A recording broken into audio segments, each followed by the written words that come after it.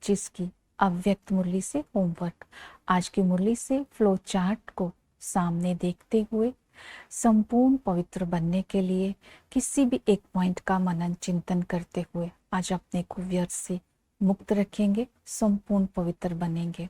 जैसे कि आज की अव्यक्त मुरली है, परमात्म प्यार में संपूर्ण पवित्रता की ऐसी स्थिति बनाओ जिससे व्यर्थ का नाम निशान भी ना रहे।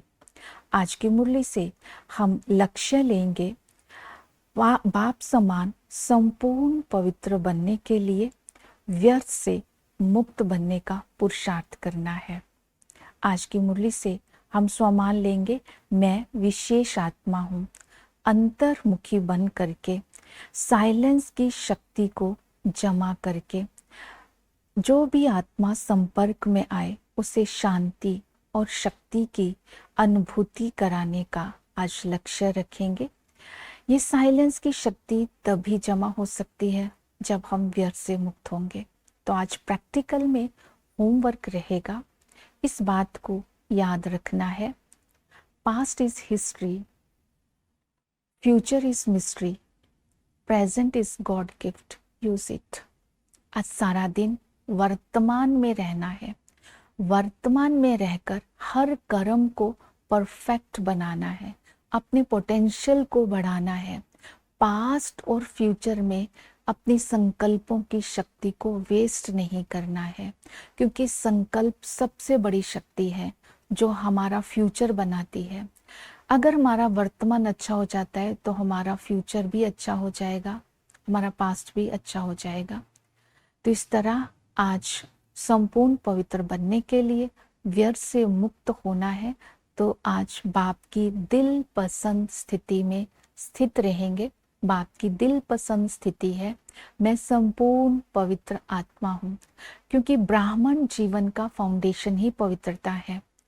संकल्प स्वपन तक भी रिंचक मात्र भी अपवित्रता ना रहे।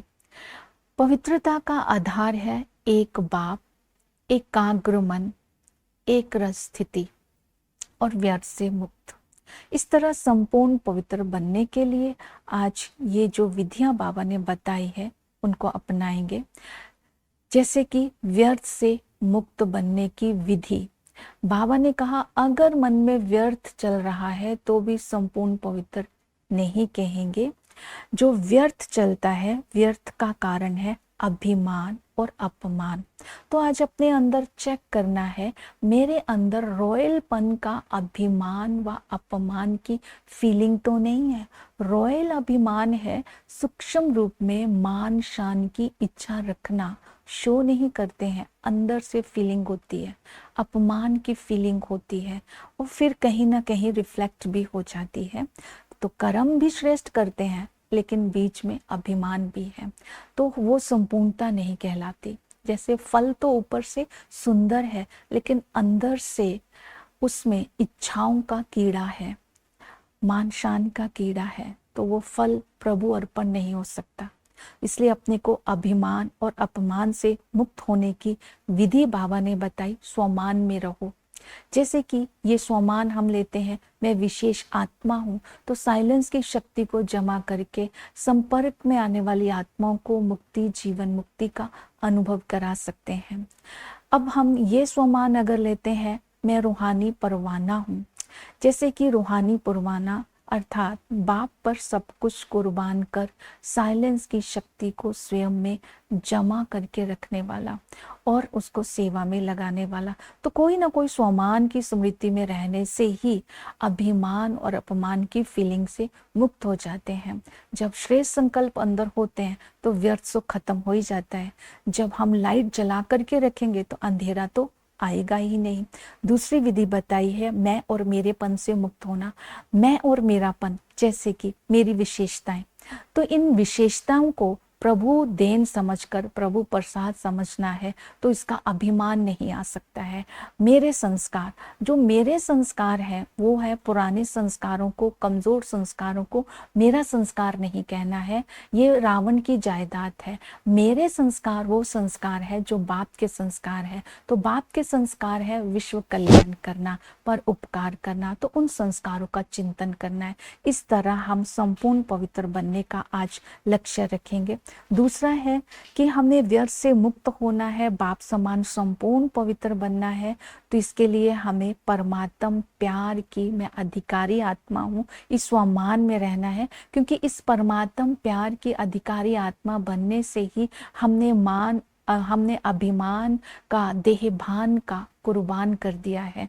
तो जैसे ही हम इस स्मृति को इमर्ज करते हैं, मैं परमात्म प्यार की अधिकारी आत्मा हूँ, हमारे इस चलन और चेहरे से परमात्मा की प्रत्यक्षता होती है, क्योंकि बाबा हमारे दिल में रहता है, बाबा हमारे साथ रहता है। हम कल्प कल्प के विजयी हैं, हम इस नशे में रहते हैं, हम ही परमात्म प्यार के अधिकारी हैं, इस खुशी में रहते हैं। तो इस स्थिति को देख करके दूसरी आत्माओं को भी संकल्प आता है हमें भी ऐसा बनना है। तो ये परमात्म प्यार के अधिकारी आत्माओं की निशानी है। तो इस तरह आज ऐसा बन करके दूसरी आत्माओं को माइक बनाना है, माइट देनी है, सहयोगी बनाना है, बाप का स्नेही बनाना है। इस तरह हम संपूर्ण पवित्र बन करके सेवा कर सकते हैं। तो आज हम ये स्वमान भी रखेंगे, मैं पद्मा पदम भाग्यशाली आत्मा हूँ। पद्मा पदम भाग्यशाली आत्मा के मस्तक पर भाग्य का सितारा चमक रहा है, उस परमात्म प्यार में खोए हुए हैं। अनुभवी मूर्त बन करके दूसरी आत्माओं को अनुभवी बना करके परमात्मा के समीप ला रहे हैं। इस तरह संपूर्ण पवित्र आत्मा बनेंगे तो हम दूसरों की सेवा कर सकते हैं।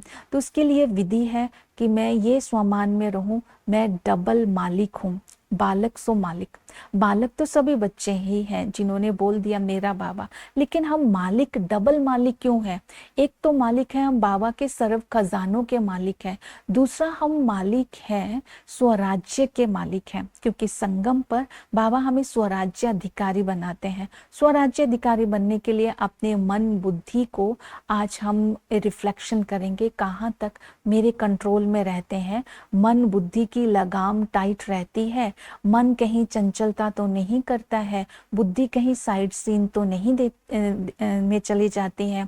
अगर ये सारी कर्म इंद्रियां ऑर्डर पर मान चल रही है तो मैं स्वराज्य अधिकारी हूँ। तो आज डबल मालिक बन करके रहेंगे और इन खजानों को अंदर चेक करते रहेंगे, मैं कहाँ तक इन खजानों का मालिक बना हूँ।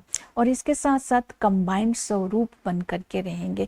कंबाइंड स्वरूप बन करके जब हम सेवा करेंगे, ये परमात्म ज्ञान, परमात्म कार्य चल रहा है, ये सबके मुख से निकलेगा। क्योंकि जब हम कंबाइंड स्वरूप से सेवा करते हैं तो शांति और खुशी की अनुभूति उन सब आत्माओं को परमात्मा के समीप लाती है।